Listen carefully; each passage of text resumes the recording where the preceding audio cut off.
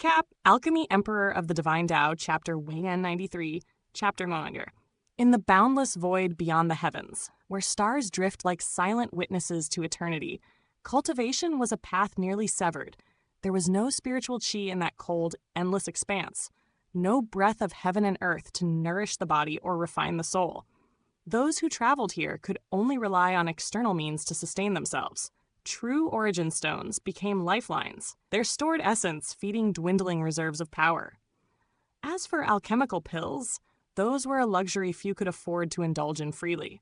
Yet among the countless cultivators who braved this star-forged grave, there existed one who walked a different path. Ling Han. Where others struggled, he advanced. Within the vastness of this gathering, where countless figures came and went, a few vanishing into obscurity would raise no suspicion. And so, Ling Han took advantage of this chaos. Time and again, he slipped into the depths of his black tower, vanishing from sight like a ghost stepping between worlds. Inside that hidden sanctuary stood the reincarnation tree, an ancient, mysterious existence that seemed to bend the very flow of time and comprehension. Beneath its branches, Ling Han cultivated in silence, his thoughts harmonizing with the Tao. The Rain Emperor and the others followed suit, all seated in quiet meditation, their cultivation nourished by both true origin stones and the potent effects of alchemical pills. Ordinarily, such rapid progress would come at a cost. Unstable foundations weakened roots of power, but under the protection of the reincarnation tree, such concerns became meaningless. Here, every step forward was solid, every breakthrough untainted. As for Ling Han himself, his focus lay elsewhere, refining pills. The path he walked demanded resources, immense, unending resources. Godly metal was required to strengthen his divine demon sword, and such treasures did not come cheaply. Wealth, it seemed, was a problem that followed him like an unshakable shadow. Yet even without devoting himself fully to cultivation, his progress surged ahead of all others. There was nothing mysterious about it. Within his body resided a wisp of a demon master's essence, a fragment of power that pulsed ceaselessly, feeding him strength even in slumber. Day and night, without pause, it nurtured his cultivation. All Ling Han needed to do was spend time beneath the reincarnation tree, comprehending the Tao, aligning his mind with his growing strength. There was no instability, no hidden danger. At this pace, within a month, he would step into the middle stage of the high extreme. Time flowed like a quiet stream. Gradually, the thick fog of chaos that shrouded the entrance of the great tomb began to recede. What lay beyond was no simple doorway, but an abyss. From afar, it appeared as a mere passage. But as one approached, its true scale revealed itself. Vast beyond comprehension, it stretched like an ocean carved into darkness. Even massive starships, each as large as a city, could pass through it with ease. It only seemed small because the tomb itself was unimaginably colossal. The great elites did not act recklessly. Again and again, they sent unmanned starships into the abyss, testing its mysteries. Failures came first, silent losses swallowed by the void. But persistence bore fruit. At last, success. With that single breakthrough, the floodgates opened. Starships surged forward, one after another, diving into the abyss like countless ants crawling into a cup. The difference in scale was staggering. What were once titanic vessels now appeared insignificant. Excitement rippled through the gathered masses. A tomb built among the stars, carved from an entire planet. What kind of being lay buried within?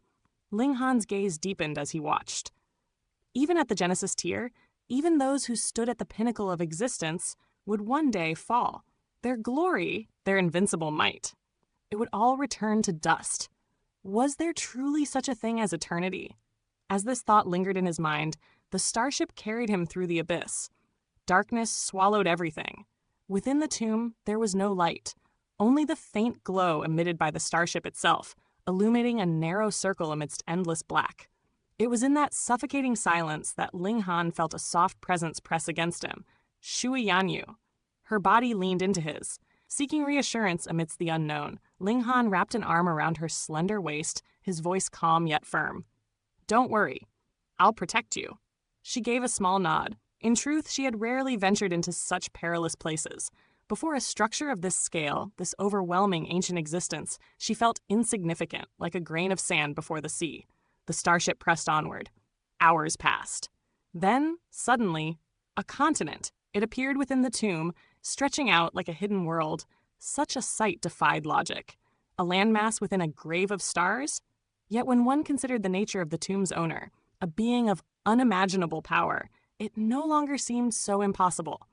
Great elites shaped the world according to their will. By the time Ling Han's ship arrived, many others had already docked. Neatly aligned, they formed rows like silent sentinels. Countless cultivators had disembarked, spreading across the continent in search of opportunity. The surroundings were dim, but to those of immortal-level cultivation, darkness held no dominion. Ling Han inhaled deeply. There's air here. Though breathing was no longer a necessity for him, it remained a habit ingrained in his being. The simple act brought a strange sense of comfort.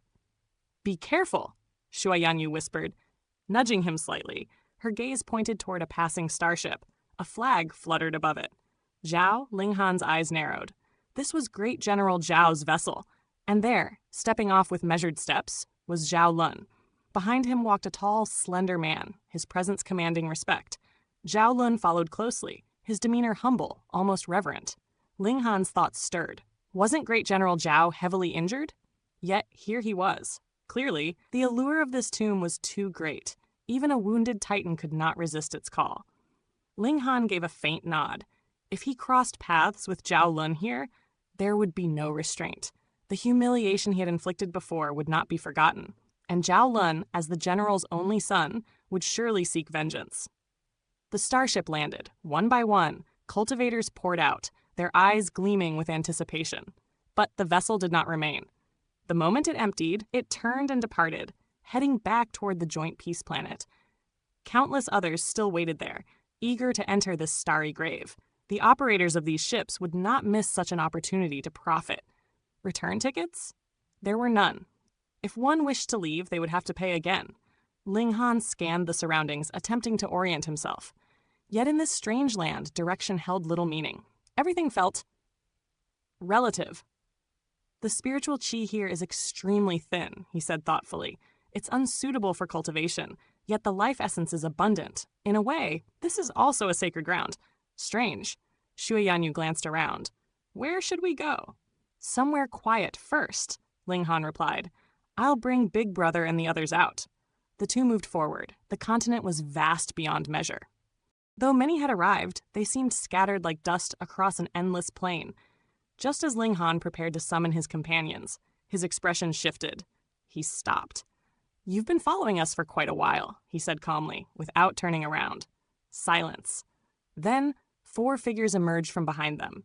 Men appearing around 30 in age, but their true years were far greater. Their vitality revealed their age to be closer to 20,000 years. Each stood at the consummate level of the mountain river tier. Their gazes were crude. Their intentions even more so. Kid, get lost now, one of them sneered. As for this beauty, heh, we'll take good care of her. Their laughter echoed, vulgar and unrestrained. Ling Han sighed softly. No matter where one went, trash like this always existed. You're still standing there? Another barked. Damn it, I've been holding back for days on that ship. Now that there's a beauty like this in front of me, how can I endure? Third brother, you've never changed, another mocked.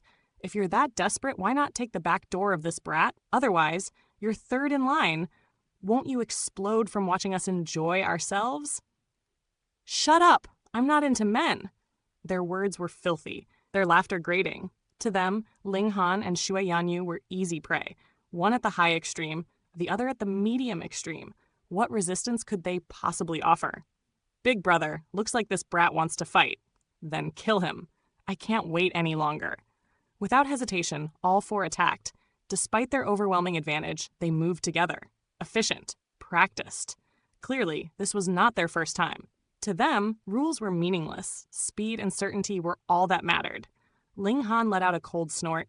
With a flash of light, the divine demon sword appeared in his hand. Sword chi surged like a storm. He stepped forward. The clash erupted. In, ya, the 4 men cried out in surprise. This was not what they expected. The moment Ling Han struck, they felt it. This was no ordinary opponent. Though his cultivation was lower, his strength was far beyond reason. Still, only troublesome, not impossible. Just as the battle intensified, a voice rang out. Your cultivation is higher, yet you still rely on numbers? Do you feel no shame?" The tone was sharp, arrogant. A young man approached, his steps steady, his presence radiant. His long green hair flowed behind him, and divine light shimmered across his body like rippling waves. Behind him followed over 10 youths, each with expressions of respect. Clearly, he was their leader. In a land where strength ruled above all, where the clash of steel decided life and death in the blink of an eye, a sudden voice cut through the tension like a blade. "Who are you? How dare you interfere in our affairs?" The shout rang out sharply, directed at a green-haired youth who stood with calm indifference, as though the hostility before him was nothing more than a passing breeze. Yet before the insult could even settle in the air, another figure stepped forward from behind the youth, a young man gripping a spear, his presence brimming with authority and cold, killing intent. "Insolence!" he barked, his voice echoing like thunder. "How dare you speak to young Master Wu Kei in such a manner? I'll send you to the underworld myself." Without hesitation, he thrust his spear forward. Steel met steel in an instant. Ding! Ding! Ding! The clash of saber and spear rang like iron bells in a storm, sparks scattering as the two figures exchanged blows at a speed that blurred the eye. But after only a handful of exchanges, the man wielding the saber felt his heart drop. Though both stood at the peak of the consummate level of the mountain river tier, the gap between them was like heaven and earth. His opponent's spear was fierce, relentless, and filled with an icy killing intent that pierced straight toward his soul. Each strike carried the scent of death. "So powerful!" he thought, his mind trembling. With no choice left, he roared and unleashed everything he had. Divine light surged from his body, erupting outward like a blazing sun. His form expanded violently, swelling larger and larger until he towered at a height of 9 meters, a giant among men. The ground trembled beneath his feet. Yet, pooh!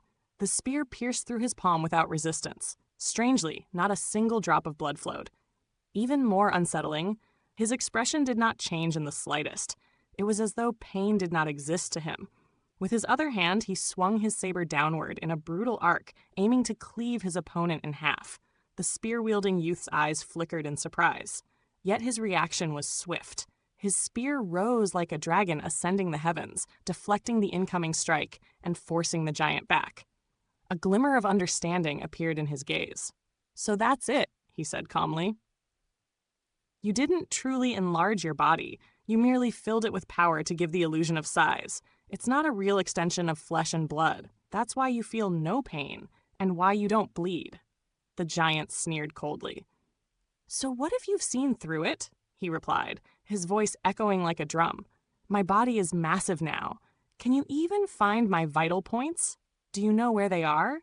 The spear wielder laughed. "Ha ha! I have no need to search for your vital points. Against my chilly frost spear, your fate is already sealed." At his command, divine patterns ignited across the spear, lighting up like constellations in the night sky. A boundless chill erupted. The surrounding world transformed instantly. Frost spread across the earth, air froze mid-breath, and the battlefield became a domain of ice and death. The giant's teeth clattered uncontrollably. His eyes widened in horror. L level 4 God Tool. The realization struck him like lightning. This youth was merely a subordinate of the green-haired man.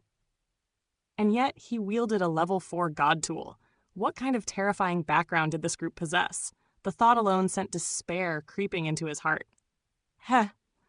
It's just a misunderstanding," another man quickly interjected, his voice trembling. "Since those two are your friends, please forgive our earlier offense." But the green-haired youth only smiled faintly, a cold, merciless smile. "You still wish to live after daring to offend this beauty?" He said softly. Those words sealed their fate. The spear-wielding youth immediately understood. Without hesitation, he stepped forward and unleashed his power. The frozen domain surged violently, his spear sweeping through the air like a storm of winter. His strength had already surpassed the peak of the mountain river tier, and with the might of the God Tool amplifying him, it was as though 2 elite warriors fought as one.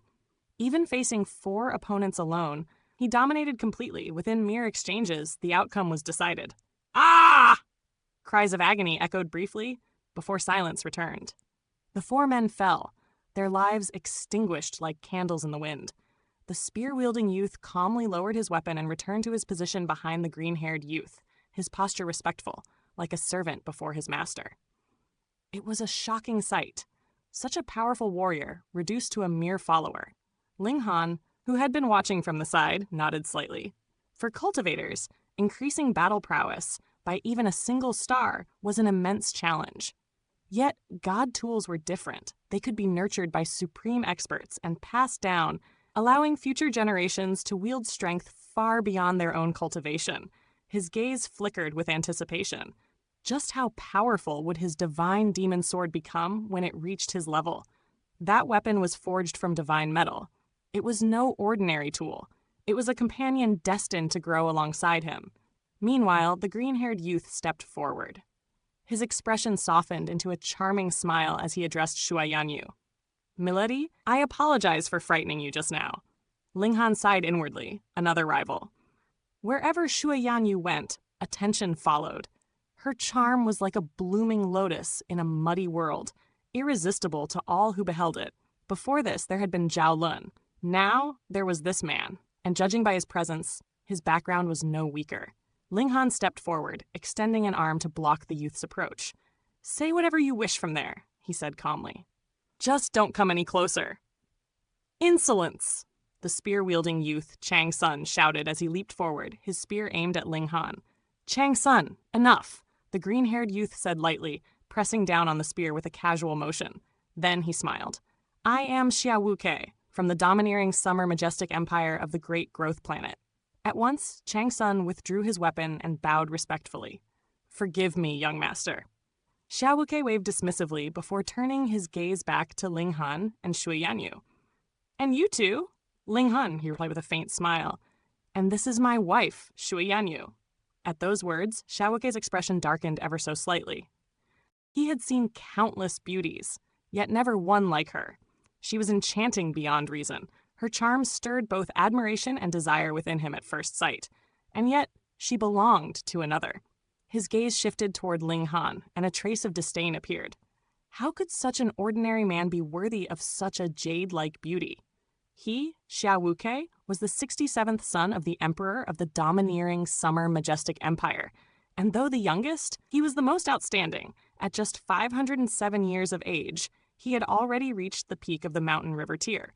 More than that, at 40, he had entered a small world and opened the sky itself, cultivating every realm to absolute perfection. His ambition burned like an eternal flame. He would become the greatest prodigy in all of history. With confidence, he smiled again. "The situation here is unclear and may be dangerous," he said. "Why not join forces with me? We can look out for one another." Shuai Yanyu shook her head gently. "We met by chance. There's no need." She understood his intentions perfectly, but her heart already belonged to Ling Han. She had no interest in inviting unnecessary complications. Without another word, the two turned to leave.